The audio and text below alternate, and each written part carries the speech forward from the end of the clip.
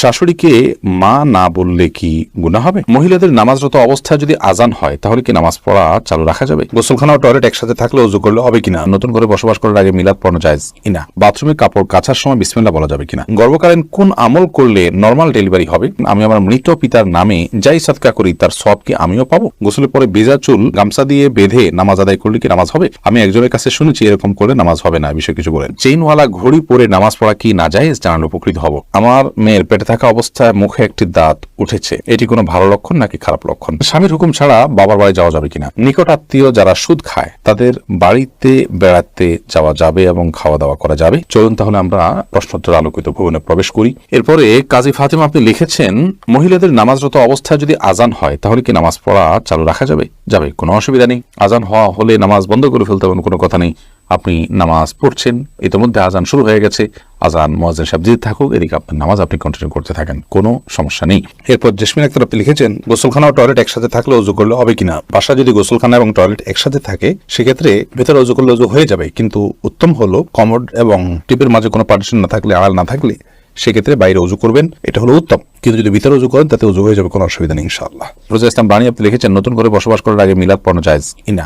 নতুন করে বসবাস করার আগে কোনো মিলাদ পড়াবেন না, এরকম কোনো নির্দেশ কোনো হাদিস আমাদেরকে দেয়নি। আপনি নতুন ঘরে ওঠার সময় বিসমিল্লাহ বলে আল্লাহর নাম নিয়ে উঠে যাবেন, এর জন্য আলাদা কোনো আনুষ্ঠানিকতা আপনাকে করতে হবে, কোনো বাধ্যবাধকতা নয়। হ্যাঁ, আশপাশের লোকজন বা এলাকার মানুষ কিংবা আত্মীয় স্বজনকে ডেকে আপনি দাওয়াত খাওয়াতে চান আপনার খুশি একটা উপলক্ষে, সেটা সম্পূর্ণ আপনার ব্যাপার, শরীয়তের কোনো বিশেষ নির্দেশ নাই। আর এর জন্য মিলাদের আয়োজন করতে হবে কোনো নির্দেশ ইসলাম আমাদেরকে করেনি।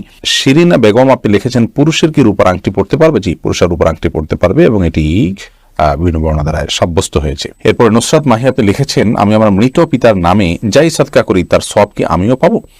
আপনার মৃত পিতার নামে যে সাদকা আপনি করবেন, আশা করা যায় আল্লাহ রাব্বুল আলামিন আপনাকেও এক্সট্রা হিসাবে তার সাদকার সওয়াব দিবেন, কারণ আপনি যেহেতু পরিশ্রম করেছেন, আপনি যেহেতু কষ্ট করেছেন, আল্লাহ রাব্বুল আলামিন সেজন্য আপনাকে বঞ্চিত করবেন না, কারণ আল্লাহ রাব্বুল আলামিন কাউকে তার পরিশ্রমকে পণ্ড বা ব্যর্থ হতে দেন না যতক্ষণ পর্যন্ত সেটি আল্লাহ সন্তোষের জন্য হবে এবং সঠিক নিয়মে হবে।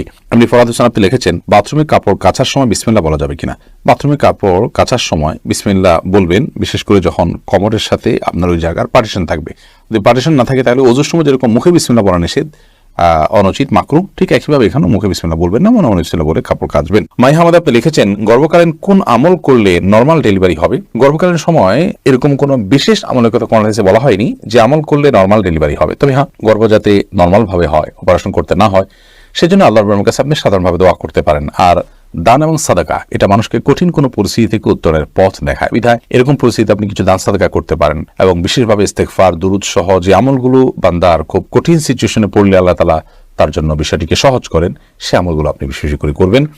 আল্লাহ তাআলার কাছে সাধারণভাবে দোয়া করতে থাকবেন। এছাড়া সুনির্দিষ্ট কোনো দোয়া বা আমল কোন হাদিস আমাদেরকে শেখায়নি যেটার মাধ্যমে নরমাল ডেলিভারি হবে। মিথিলা মলি আপনি লিখেছেন, রাস্তার পাশে কবরস্থান থাকলে নাপাক অবস্থায় গেলে কি গুনাহ হবে? রাস্তার পাশে যদি কবরস্থান থাকে তাহলে সেই কবরস্থানে আপনি নাপাক অবস্থায়, অর্থাৎ আপনার ওযু নাই অবস্থা আপনি প্রবেশ করলেন, কোনো অসুবিধা নেই, আপনি জিয়ারত করতে পারেন। কবর জিয়ারত করার জন্য যে আপনাকে ওযু অবস্থায় থাকতে হবে এরকম কোনো বাধ্যবাধকতা নেই। এক নিমিষে আইডি থেকে আপনি লিখেছেন, মেয়েদের পায়ে কি স্বর্ণের উপর পরা যাবে?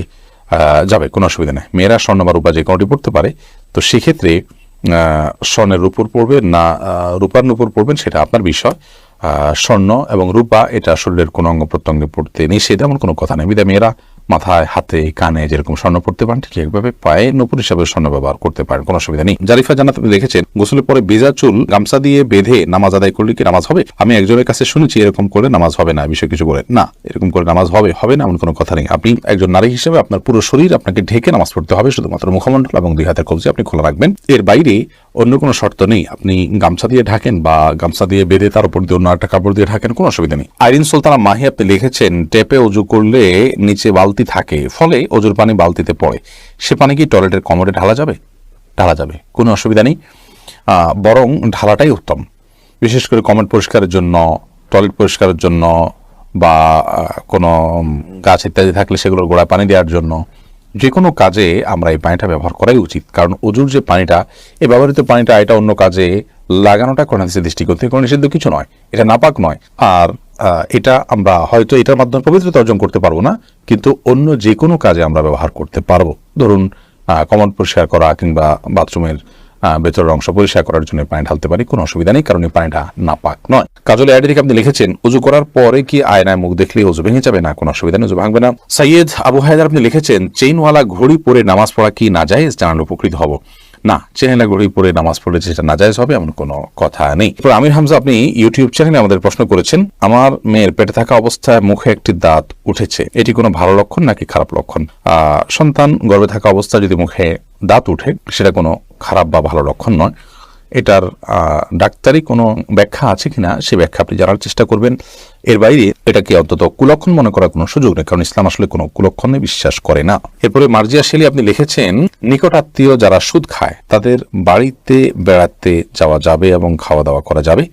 নিকট আত্মীয় যারা সুদের সাথে জড়িত তারা তো হারামের সাথে লিপ্ত, আল্লাহ তাআলা মাফ করুন। এই সুদের সাথে জড়িত হলে, হারামের সাথে যদি লিপ্ত থাকে, তাদের উপার্জন শুধুই হারাম হয়, তাহলে সেক্ষেত্রে তাদের বাড়িতে আপনি যেতে পারেন, কিন্তু তাদের খাওয়া দাওয়াটাকে কৌশল আপনি অ্যাভয়েড করবেন। আর যদি তাদের অন্য হালাল উপার্জন থাকে তাহলে সেক্ষেত্রে হালাল উপার্জন পরিমাণ বেশি থাকলে আপনি সেখানে খেতে পারেন। আর যদি হারাম উপার্জন পরিমাণ বেশি থাকে, হালাল উপার্জন পরিমাণ কম থাকে, তাহলে খাবেন না।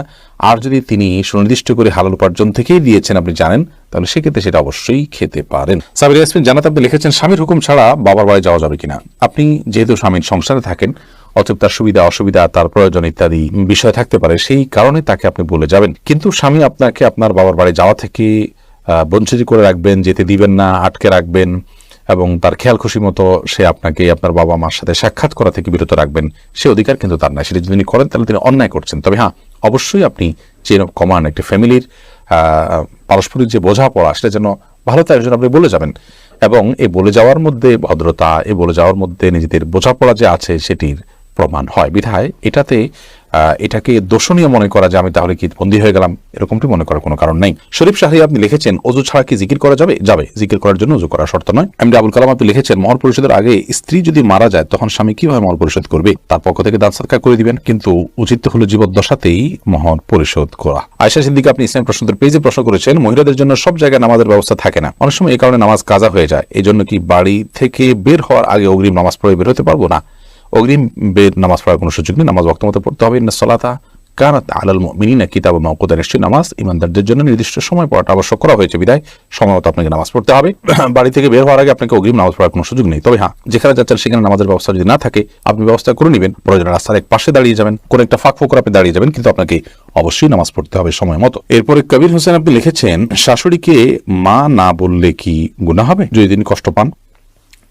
শাশুড়িকে মা বললে তো গুনাহ হবে না, কারণ এটা তো আপনি গর্ভধারণকারিণী মা হিসাবে তাকে আপনি মা সম্বোধন করছেন, এটা সম্মানসূচকভাবে মা হিসাবে আপনি তাকে আখ্যায়িত করছেন। কারণ আপনি আপনার মায়ের নাম যেখানে সেখানে লিখতে হয়, সেখানে শাশুড়ির নাম কোথাও লেখেন না, তার মানে আপনি তাকে আপনার গর্ভধারণকারিণী মা হিসাবে স্বীকৃতি দিচ্ছেন না, বিধায় তাকে মা বলতে কোনো অসুবিধা নেই। বললে তিনি কষ্ট পান তাহলে সেক্ষেত্রে এরকম তো আর কথা নয়। যদি এরকম হয় তাহলে সেক্ষেত্রে আপনি বলবেন না। আপনি লিখেছেন প্রশ্নে, শাশুড়িকে মা না বললে কি গুনাহ হবে? না বললে তো কোনো গুনাহ হবে না। আপনি প্রশ্ন করার কথা যে মা বললে কি গুনাহ হবে কিনা,